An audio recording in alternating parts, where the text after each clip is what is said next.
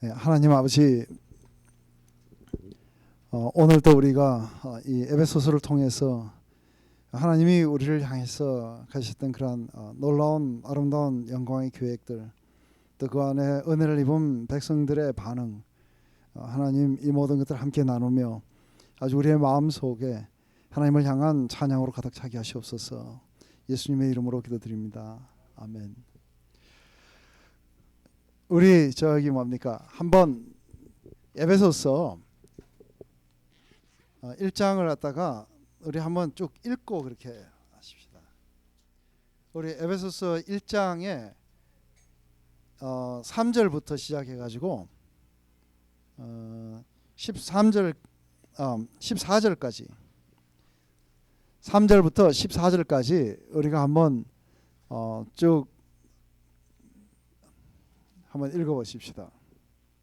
네, 읽으시면서 특별히 하나님의 택하심, 그리고 예정하심, 그리고 구속하심, 죄 용서하심, 또 이 모든 하나님의 영원하신 계획을 계시하심, 이러한 것들에 조금 더 강조를 해서 한번 읽어보십시다.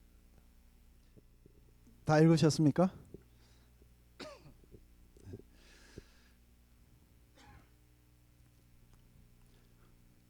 그냥 우리가 간단한 말로 그렇게 한다면은, 하나님은 우리가 하나님 앞에서 거룩하고 흠이 없게 사시려고 우리를 만세전에 택하셨고, 그리고 또 자기의 아들들이 되도록 양자 삼을 것을 예정하셨고, 그래서 우리의 죄를 용서하시고, 그리고 우리를 죄의 파워로부터 구속하셨고, 그리고 이런 모든 것들은 하나님의 영원한 계획과 관련이 있었고, 그것은 땅에 있는 것이나 우리 10절에 땅에 있는 것이나 하늘이나 모든 것들이 그리스도 안에서 다시 재통일되는, 이게 하나님의 영원하신 목적이었고, 이 뜻을 때가 따라서 때가 차서 이제 우리 가운데 주의 성령을 통해서 계시하셨고, 그것을 통해서 우리의 마음속에 보증으로 성령을 주시고 우리의 마음속에 이 진리를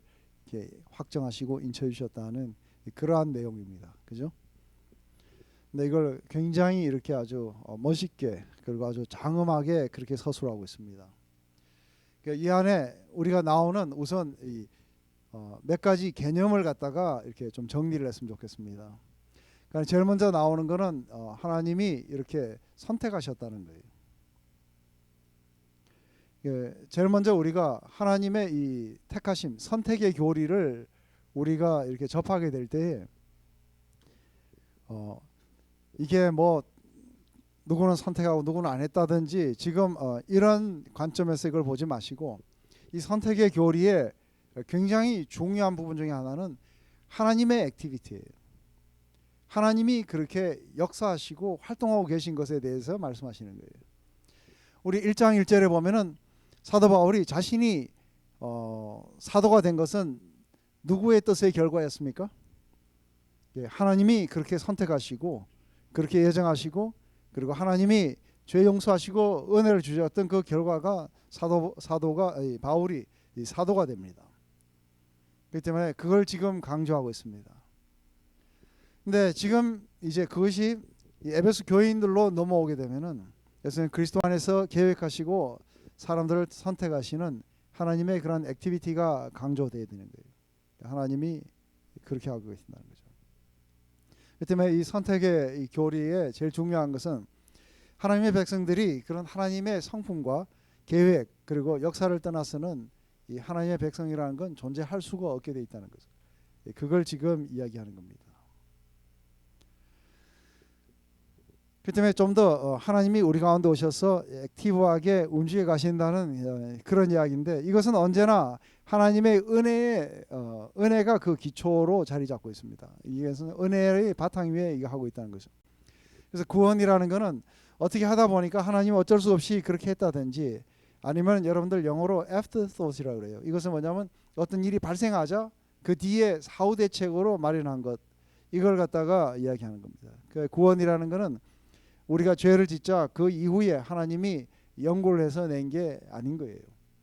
이것은 하나님이 모든 만물의 기초를 세우기 전에 하나님의 은혜에 기초를 하고 있고, 그리고 이 하나님이 이렇게 하시는 그 이유는 언제나 하나님의 목적은 온 인류를 갖다가 찾으시고 자신에게로 이끄시는 것이 하나님의 목적인 거예요.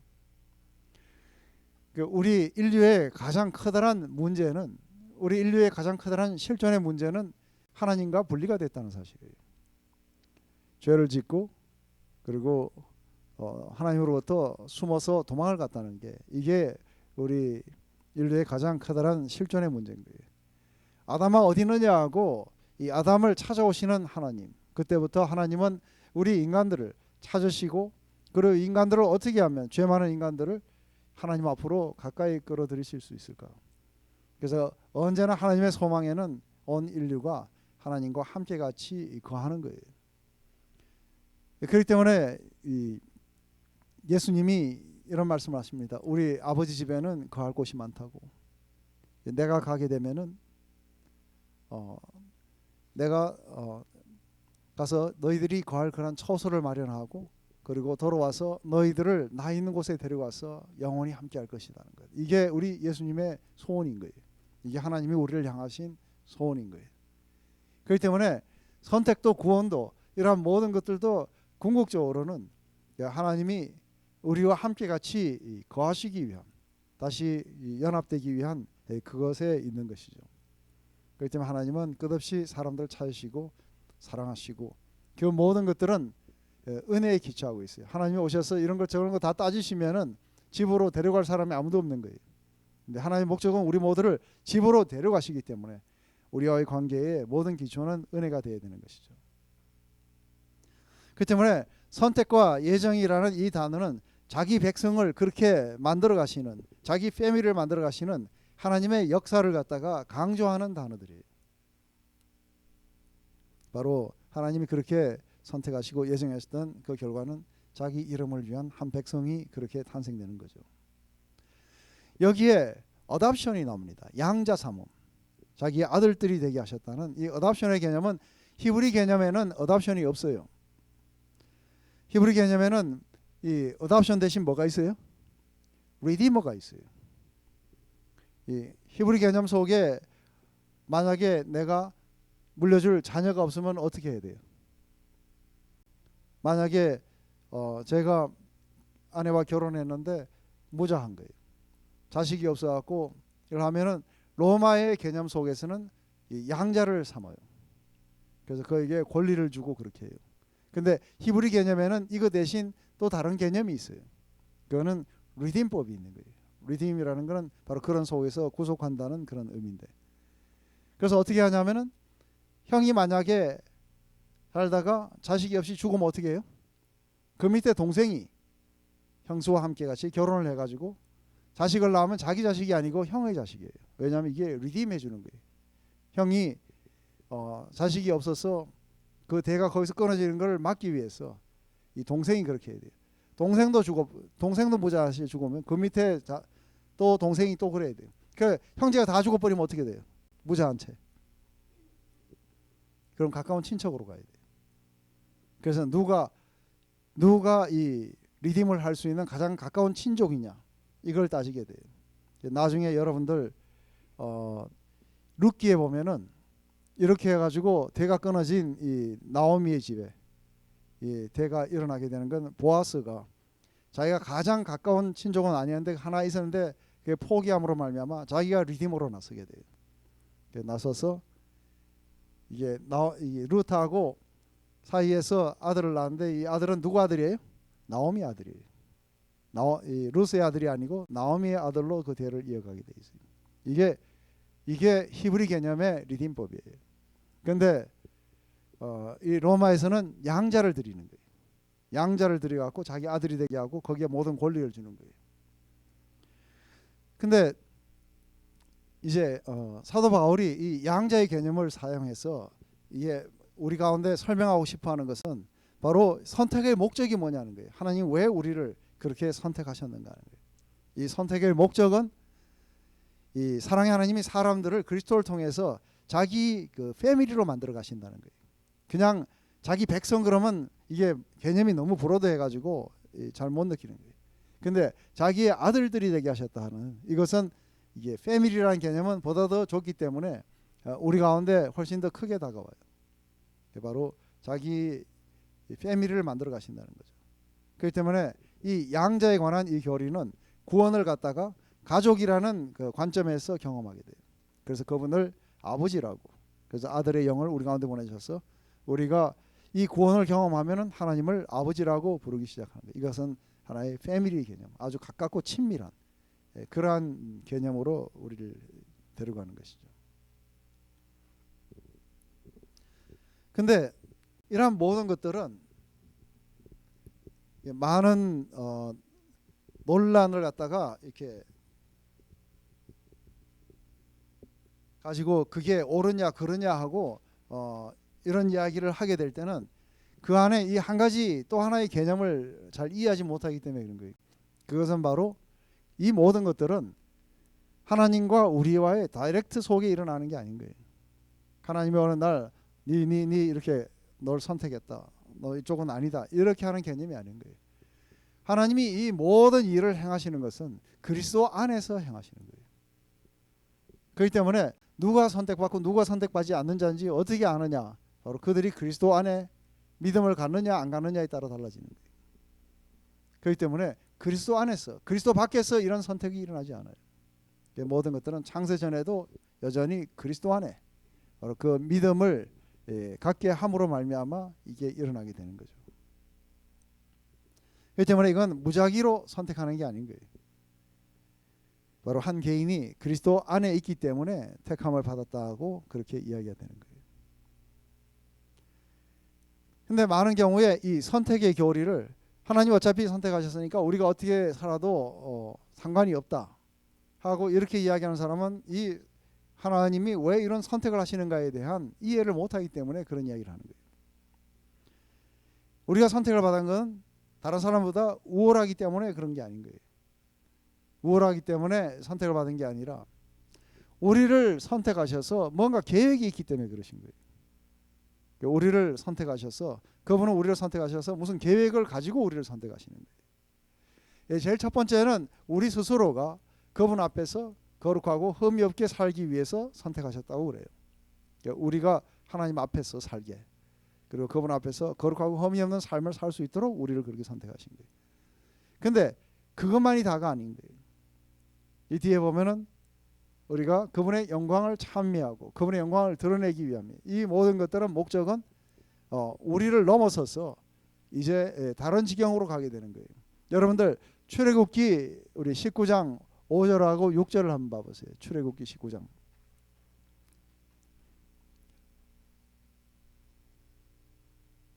출애굽기 우리 19장 5절하고 6절을 한번 읽어보시면은, 그걸 다 읽으신 분은 베드로전서 2장 9절을 한번 읽어보세요. 베드로전서 2장 9절은 바로 이 출애굽기 19장 5절 6절을 신약으로 이렇게 옮겨놓은 겁니다. 우리 베드로전서 2장 9절은 다 같이 큰 소리 한번 읽어보십시다. 너무 잘 아는 거니까, 그죠? 네. 택하신 족속에 대한 이유가 있는 거예요. 왜 어두운 가운데서 불러내셨는지, 그것은 우리 자신만을 위한 게 아니고 궁극적으로 하나님의 영광을 온 세계에 드러내며 제사장의 나라가 된다는 것. 여러분들 모든 만물이 내 소유지만, 그렇지만 특별히 너희들은 내 소유된 백성이 될 것이라는 거예요. 그리고 너희들은 온 세상을 향해 제사장 나라가 될 것이라는 거예요. 이 제사장이 뭐예요? 제사장의 위치? 제사장의 위치는 인간 편에 서서 하나님을 갖다가 하나님께로 이끌어가는 것이 제사장이에요. 그리고는 하나님 편에 서서 하나님을 갖다가 온 세상에 알리는, 이게 제사장의 직분들인 거예요. 그렇기 때문에 안에서 이 이중적인 책임이 있는 거예요, 그죠? 제일 먼저는 하나님의 그러한 영광을, 아름다움을 갖다가 온 세상에 전하는 목적을 가지고 있는 거예요. 우리를 선택하신 것은 바로 이러한 책임을 있다는 것도 그 안에 있는 거예요. 그뿐 아니라 온 세상을 바로 이 하나님의 영광으로 우리가 인도해가는, 이것 또한 이 선택에 대한 우리의 책임인 거예요. 그렇기 때문에 일렉션은 온 세상을 블레싱하기 위한 하나님의 방법인 거예요. 그래서 이 궁극적인 목적은 바로 하나님의 영광이에요. 이것은 하나님이 자신을 갖다가 모든 사람들이 찬양을 하고 하나님 뭐 찬양합니다, 높입니다, 이거를 받으시려고 이걸 지었다고 하는 그런 의미가 아닌 거예요. 이것은 선택과 구원은 필연적으로 하나님의 사랑과 은혜가 드러나게 돼 있어요. 하나님이 사랑의 하나님이시고 또 하나님이 은혜의 하나님이시라는 사실이 이 구원을 통해 가지고 온 세상에 드러나게 돼 있어요. 그렇기 때문에 이 안에 하나님의 영광이 드러나는 거예요. 예수님이 십자가를 지러 가실 때에 이게 우리 요한복음 17장에 보면은 십자가를 지시기 바로 직전에 아버지 앞에 기도를 해요. 아버지여, 때가 왔습니다. 그래서 아들로 인해서 영광을 받으시옵소서. 창세전에 우리가 했던 그 영광으로 아들도 또한 영화롭게 하시옵소서. 이 하나님의 이 영광이 어디에서 드러나냐면 죄인을 사랑하시는 놀라우신 그 은혜, 바로 십자가 위에서 하나님의 영광이 무엇인지 그게 아주 극치로 드러나게 됩니다. 그렇기 때문에 이 구원의 과정 속에서 하나님이 얼마나 사랑의 하나님이시고 하나님이 얼마나 은혜의 하나님이신가가, 그것이 바로 이 구원의 과정 속에서 십자가 위에서 이게 드러나게 돼요. 그것을 바라보고 경험했던 모든 자들은 그 영광을 보았기 때문에, 그 영광을 보았기 때문에 거기에 대한 우리들의 자연스러운 반응이 바로 그 하나님의 영광에 대한 찬양이 일어나는 거예요. 여러분들 럭키나 아니면은 이 카리비안 해라든지 아니면 하와이나 볼케이노 이런 데 가서 여러분들이 아주 장엄한 광경이나 아니면 정말 아름다운 석양이나 아니면 정말 눈 덮인 굉장한 그런 산을 여러분들이 보시게 되면 그 자연의 영광을 보는 거예요. 그죠? 보면 여러분들 제일 먼저 뭐 하세요? 빨리 가서 밥 먹자 그래요? 우리가 영광을 봤으니 빨리 가서 밥 먹자 그러는 게 아니고 제일 먼저 나오는 게 뭐예요? 감탄부터 나오는 거예요. 전부 다 와 그러고. 근데 한 사람이 저쪽에서 밥 먹는 것 때문에 이쪽을 지금 안 보고 있으면 어떻게 해요? 또 데려가고 야야 이것 좀 보라 그러죠. 그죠? 이걸 보라고 자기의 뭐를 나누고 싶은 거예요? admire. 이게 바로 그 광경에 압도당한 자기의 심정을 함께같이 나누고 싶은 거예요. 그뿐 아니라 여기 오지 못했던 멀리 있는 가족에게도 전화해갖고 지금 내가 보고 있는 걸 네가 보면 믿을 수가 없을 거라고 그걸 나누고 싶은 거예요.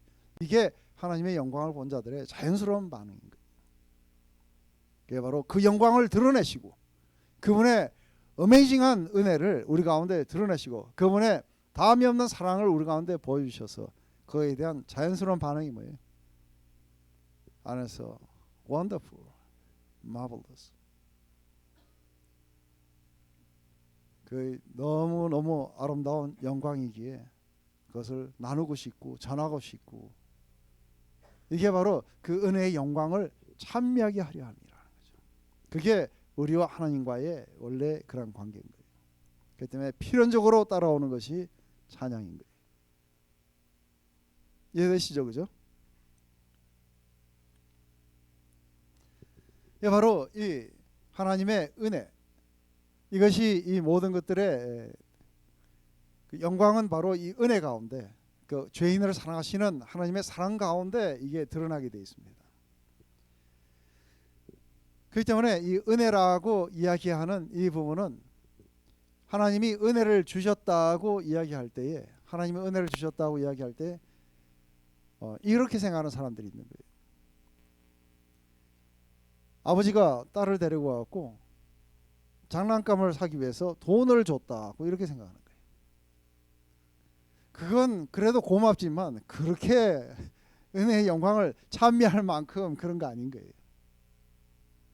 근데 우리 여기 계신 특별히 남자분들한테 이렇게 한번 권하시는데 딸이든 아내든 좋습니다. 한 번만 한번 해보시게 되면. 근데 문기 형제 같은 경우에는 조금 힘들 거예요.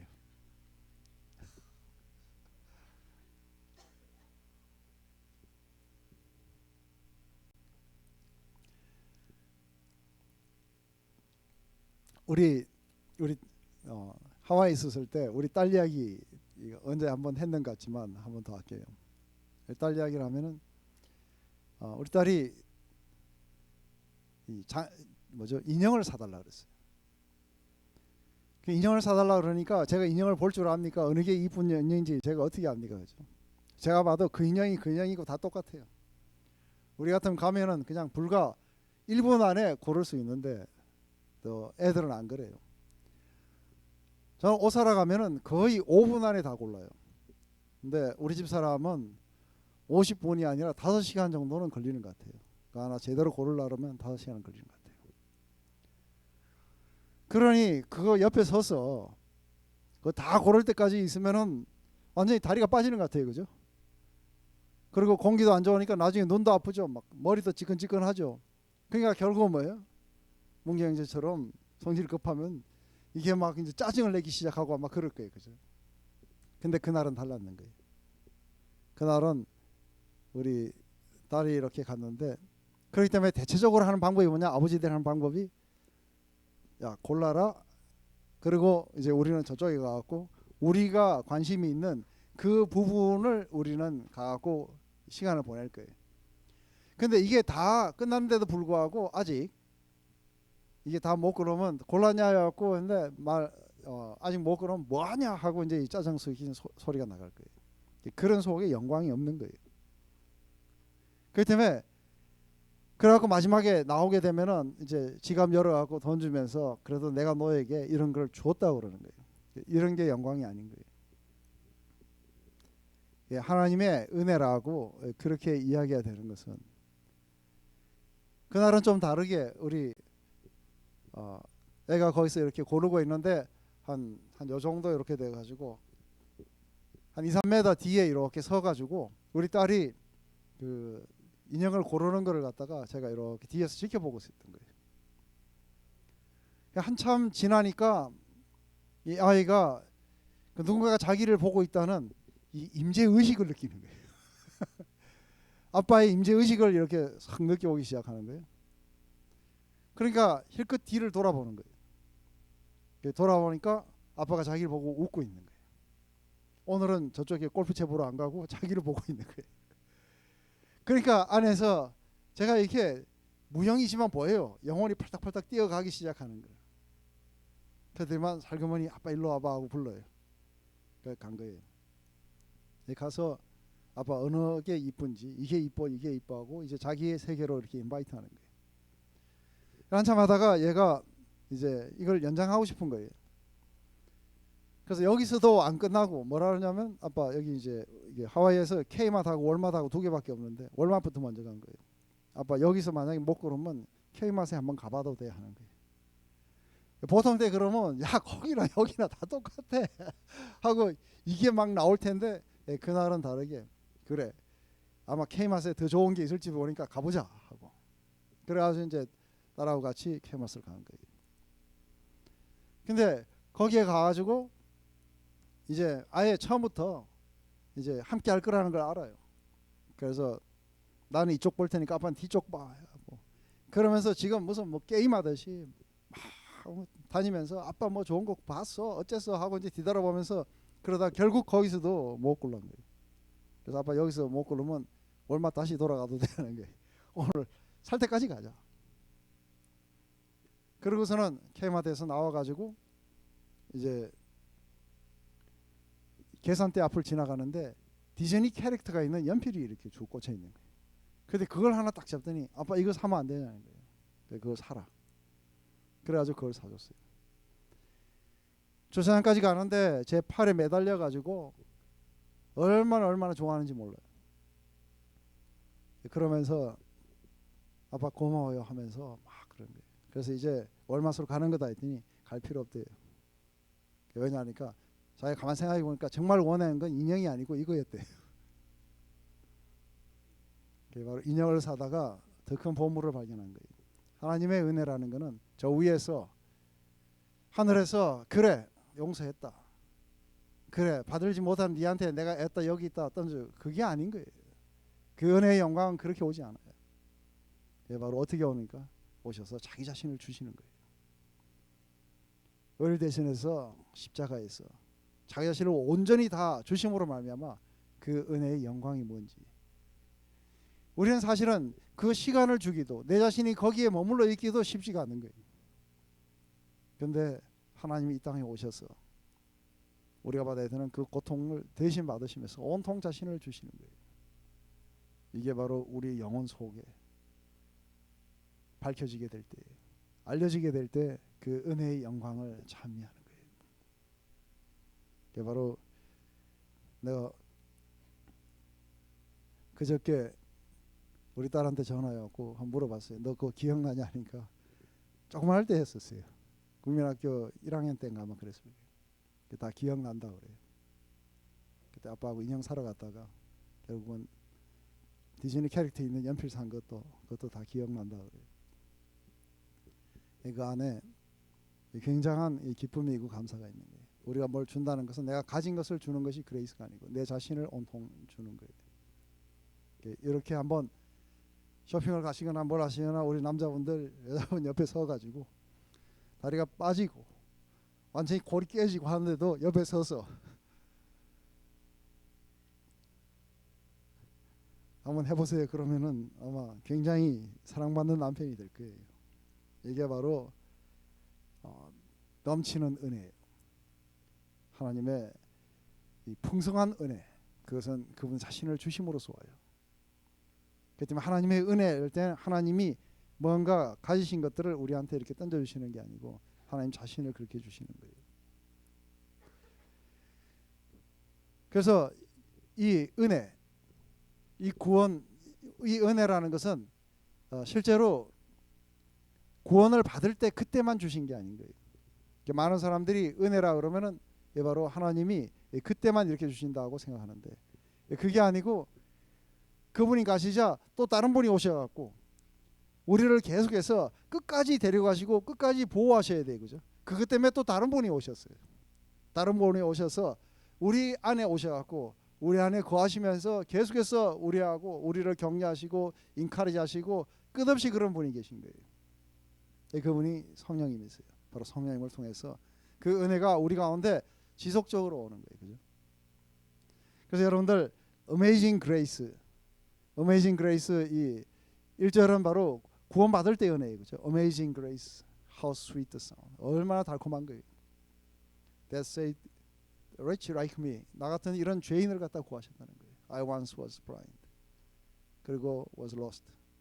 하지만 now I'm found. 그리고 I can see. 한때 내가 보지 못했었고 한때 내가 잃어버렸지만 찾은 바 되었고 내가 볼 수 있다는 거예요. 근데 3절에 가면 그 은혜가 거기서 끝나지 않는다는 것을 그렇게 이야기를 해요. 3절에 가면은 through many dangers, toils and snares, 바로 많은 위험과 그리고 수고와 이런 덫을 통해서 we have already come. 우리는 이미 집에 왔다는 거죠. There was grace that brought us, saved us far. 바로 우리를 여기까지 이렇게 안전하게 우리를 갖다가 옮긴 것은 하나님의 은혜였다는 거죠. 그리고 and grace will lead us home. 바로 이 은혜가 우리를 갖다가 집으로 데려갈 거라는 거예요. 근데 거기서 끝나는 게 아니죠. 우리 4절에 보면은 뭐예요? 거기서 우리 영원히 그래요. 그죠? 거기서도 은혜가 끝나는 게 아니에요. 거기서 끊임없이 우리에게 그분을 주실 거예요. 바로 거기서 우리 영혼이 하나님의 은혜로 해처럼 밝게 살게 될 거라는 거예요. 한순간도 그게 끊어지지 않은 채 계속해서 우리를 향해 자신을 주신다는 거죠. 이게 은혜가 이야기하는 거예요. 이것을 날마다 인식하고 날마다 그렇게 살아가게 된다면은 우리 안에 필연적으로 따라오는 게 뭡니까? 그것은 바로 찬양이 터져 나오고 감사가 터져 나오고 우리 안에 어메이징한 그러한 고백들이 우리 안에서 터져 나오게 될 거라는 거죠. 여기에 리뎀션이라는 게 나와요. 구속, 한국말로 구속. 하나님이 그리스도 예수 안에서 우리를 구속하셨다 할 때 이 구속이라는 단어가 뭔지 이 리뎀션이에요. 그죠? 이것도 선택과 마찬가지로 그리스도 예수 안에서만이 일어나요. 그래서 이 부분은 아까도 이야기했지만 우리 구약에서 우리 보아스가 그렇게 구속하는 거예요. 이 구약에서는 만약에 어떤 사람이 재정적으로 능력이 안 돼 가지고 빚을 지거나 이렇게 되면 노예로 팔려가게 돼요. 근데 이 노예로 팔려가거나 아니면은 이제 굶어 죽거나 하게 이렇게 되었을 때에 그때에 이 리딤법, 구속법이라는 게 있어요. 그래서 가장 가까운 친족이 그 사람의 땅을 사고 이제 그렇게 함으로 말미암아 그 사람들이 노예로 팔려가는 것들을 갖다가 막아주는 거예요. 이미 노예로 팔려간 사람이 있으면 가서 돈을 주고 사갖고 되찾아오는 것, 이걸 갖다가 리딤이라 그래요. 그래서 여러분들 우리 집사들 돈 쓰면은 우리 박은미 집사님은 저 오늘 저거 하면은 본인이 돈을 먼저 써야 돼요. 그래서 나중에 청구하는 걸 갖다가 리딤이라 그래요. 그래서 그 냈던 돈을 갖다가 도로 이렇게 회복해서 받는 걸 이것도 리딤이라 그래요. 그렇지만 제일 중요한 개념은 노예로 팔려간 그 사람들을 갖다가 돈을 주고 도로 사가지고 오는 거를 이걸 리딤이라 그래요. 그래서 다시 자유케 하는 거예요. 그렇기 때문에 아까 우리 그 보아스와 이 이야기 속에서 나오미의 남편에게 속했던 그 땅을 갖다가 이걸 사는 거예요. 그것까지는 가까운 친족도 하겠다 했는데, 근데 그 옆에 룻까지 데리고 와서 결혼해야 된다니까 제일 가까웠던 친족은 나는 못하겠다 해가지고 그러면은 사람들 앞에서 신발을 갖다가 이렇게 털어버리고 그러면서 이렇게 가게 되면은 자기는 이제 그 권리를 포기했다는 거죠. 리디머가 되지 않겠다고 이야기하는 거죠.